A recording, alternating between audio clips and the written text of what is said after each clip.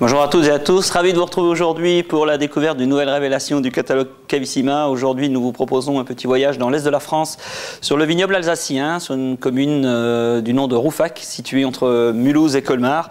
C'est la famille Muret, propriétaire du Clos Saint-Landelin, qui produit ce grand vin. C'est une famille de vignerons depuis 1650. Nous sommes aujourd'hui à la 12e génération.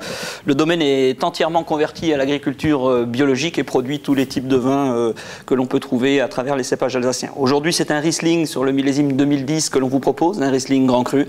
Le Grand Cru s'appelle Warburg. Il est produit sur un sol argilo-calcaire et très caillouteux. Et on va retrouver tous ces éléments dans la texture et dans la construction du vin. Vous pouvez apprécier la clarté, la brillance et la luminosité de cette jolie robe qui nous signifie effectivement la jeunesse du vin. Le nez est très engageant, très séduisant. On a un nez très aromatique. Le Riesling est par définition un cépage qui véhicule véritablement l'expression des terroirs sur lesquels il est planté. On va y trouver des notes d'agrumes, des notes un peu citronnées, des notes de fruits un peu plus mûrs également, des nuances de pêche, une touche de minéralité légèrement crayeuse.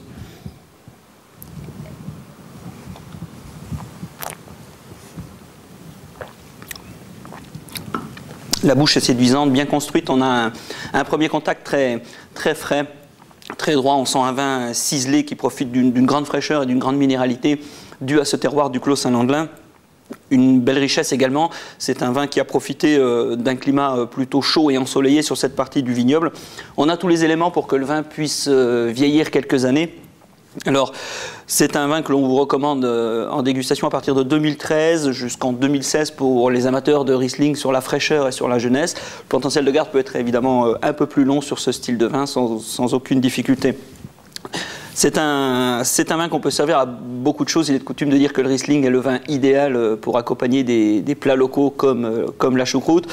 On va aller un petit peu plus loin. On est quand même sur un terroir grand cru et sur un joli millésime, et on va lui offrir des situations un peu plus gastronomiques avec par exemple un carpaccio de Saint-Jacques au citron pour souligner la fraîcheur du vin, ou alors un poisson tout simplement cuit en papillote surplombé d'une julienne de légumes avec quelques zestes d'agrumes aussi pour rappeler les nuances aromatiques de ce grand vin.